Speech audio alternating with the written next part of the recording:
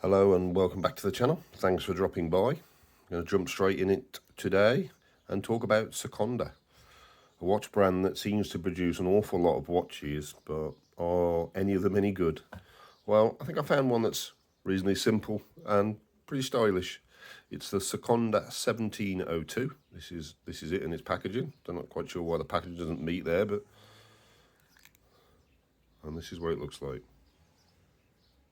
Okay, so the SEKONDA 1702. Is it a simple, stylish watch? Well, kind of for you to decide, to be quite honest. I really like it for the price, which was between 20 and 30 pounds. You can get it from several different sellers, Amazon, eBay, and the place I got it from, Hollins and Hollinshead. I'll put links in the description below to all of those. Now, it is quite a big watch. It's a 44mm diameter. Now, I did check that because I didn't think it wore like a 44mm. So I thought, oh, they've included the crown in the diameter of the case, but they haven't. It's 47 with the crown. So it is a big watch. We've got 51 lug to lug. So it is a big watch, but on an 8-inch wrist like mine, it doesn't wear particularly big. So just bear that in mind. If your wrist is sort of 6 or 7 inches, it is quite big. Now the lugs do drop down, which does help wearability. We've got an 11mm thickness. As I say, it's a quartz watch, so it's not too thick, so it won't catch on cuffs, etc.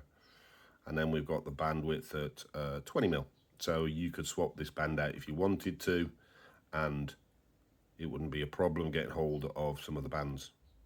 Now, on the descriptions on several of the listings, it says stainless steel construction. Well, I'm going to sort of poo-poo that a little bit, because I think it's stainless steel case back, which it says on the back, stainless steel back, and that's where they get stainless steel from. So I think because they pointed that out, the body is actually an alloy that's coated to look like stainless steel. Okay, that's fine, not a problem at all for a watch this price. You wouldn't expect 316L stainless steel maybe.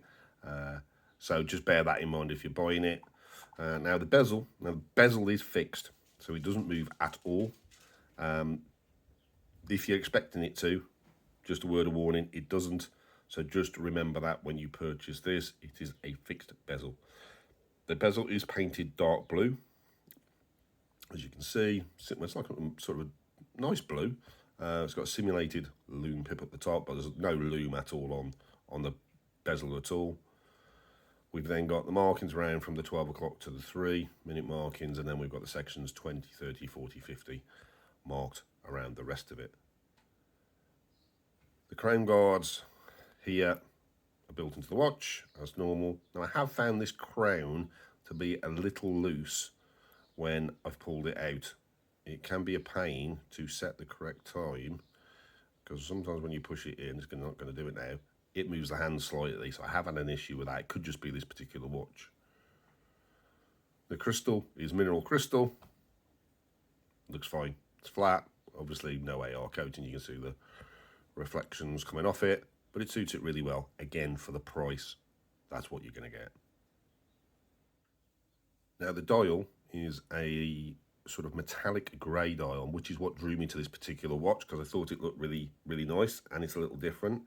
You don't see many grey dials in the sort of budget watch space that are particularly nice, but I like this. That's what drew me to it. Now it's a nice matte finish. Indices are a nice mix of circles and oblongs at the 3, 6, and 9, with a triangle at the 12, and they're edged in this metallic blue. They're really nice. They're all loomed as well. Hands are sword style hands, again edged in that metallic blue and loomed sort of 2/3 of the way up. Looks really good. We've got a date window there. Now that is edged, but it's edged in a slightly different blue.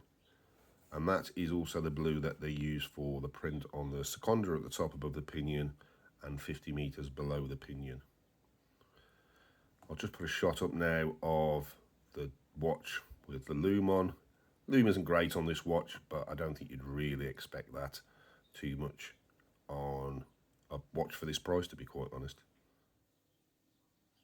Now case back. There we go, stainless steel back with SEKONDA Water resistant 50 meters, British design, Japan movement 1702. And I say, because they point out stainless steel back, I think that means the body is not stainless steel. It was assembled in China and it comes with a 2-year warranty. So again, for the price, you're getting a good deal, as you always tend to on Sekonda watches. Now the strap is one of the really good points. It's a nice thick silicone strap, as you can see. We'll just get it in focus, there we go. It's got this scored line down the middle, which does make it more interesting than just a plain strap. 2 retainers, Sekonda on the buckle. Then on the back, we've got a nice pattern to help with sweat.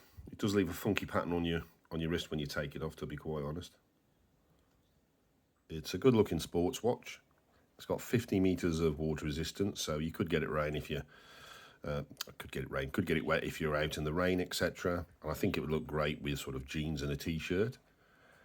It fits well, but I'm on the last hole of the strap. Shock, because I've got an 8-inch wrist, so I probably need to swap out the band on this. But I need to get a band of a similar colour to keep the look of the watch, I think, which I think is one of its highlights. Now I do have a couple of niggles. It feels like we've got 3 different blues on the actual watch. We've got the metallic blue that edges the indices and the hands, the blue for the print for the Sekonda and around the date window, and then the blue on the bezel. And I suppose the band is a different blue as well. And I just feel that sort of detracts from it somewhat. It would have been nice if the Sekonda and the 50 meters and the date window had been edged in a metallic blue. That way I think it would have matched much better. The other thing, I suppose, is it's a fixed bezel, and I prefer a bezel that moves. Not that I use it very much, but I just think I prefer it. But for a watch at this price, £20 to £30, I think it's a really good looking watch. One for your collection if you need to have a watch that's sort of everyday use. I hope you found the video useful. If you have, please hit that like button and subscribe, and I will see you on the next one. Thanks. Bye.